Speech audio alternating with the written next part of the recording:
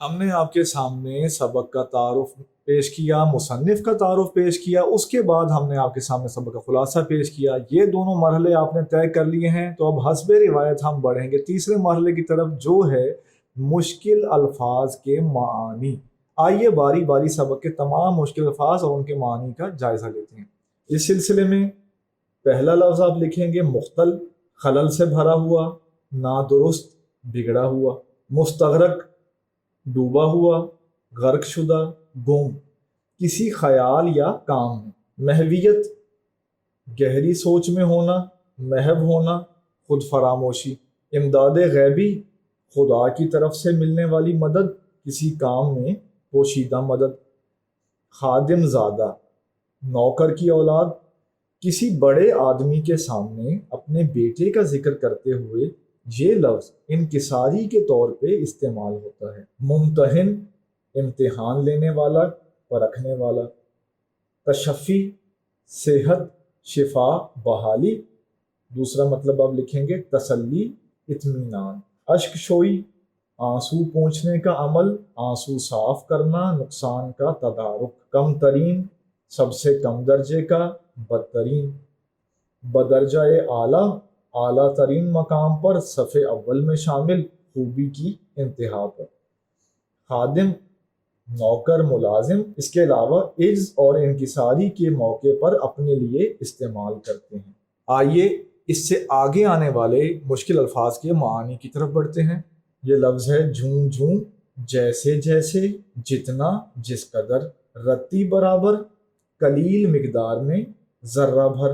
سیر ہونا، پیٹ بھرنا، آسودہ ہونا، رجنا، بیزار ہونا۔ قبلہ، خانہ کعبہ کو کہتے ہیں، لیکن اس چیپٹر میں کلمہ تعظیم کے طور پر آیا ہے، کسی بزرگ یا عزیز کے لیے استعمال ہوتا ہے، اسے قبلہ کہہ کے بلاتے ہیں۔ کان کترنا، اردو کا محاورہ ہے، سبقت لے جانا، چالاکی میں دوسروں کو مات دینا۔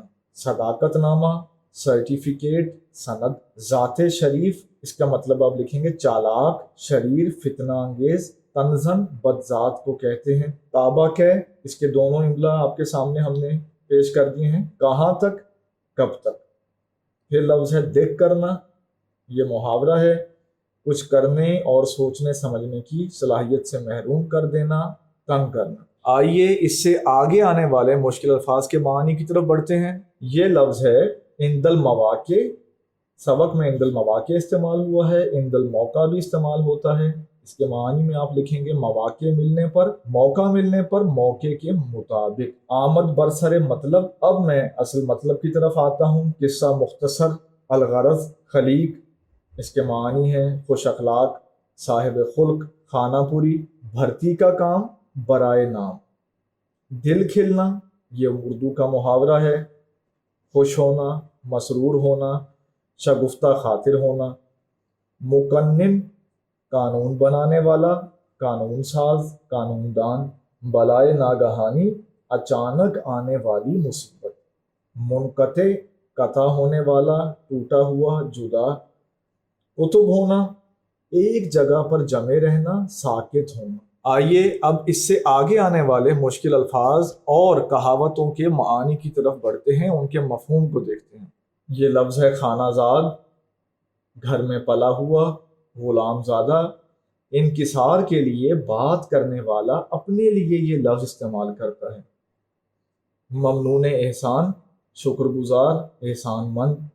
بھلا مانس، شریف آدمی، نیک انسان۔ مرد باید کہ ہراساں نہ شود، یہ کہاوت ہے۔ پوری کہاوت اس طرح ہے کہ مشکل نیست کہ آساں نہ شود، مرد باید کہ ہراساں نہ شود۔ ترجمہ، کوئی بھی ایسی مشکل نہیں جو آسان نہ ہو جائے، آدمی کو نا امید نہیں ہونا چاہیے۔